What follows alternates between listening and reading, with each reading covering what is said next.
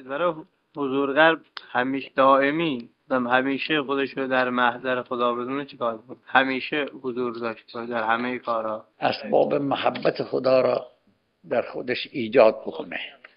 خودش دوست دارد آدم، اما کسی که او را ایجادش کرده او را دوست نداره.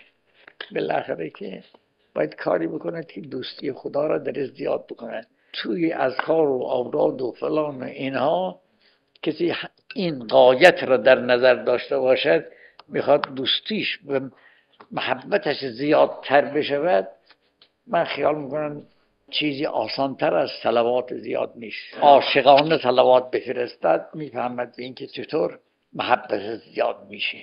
اما شرط عقیده، بله خدا میداند که چه هست در این صلوات.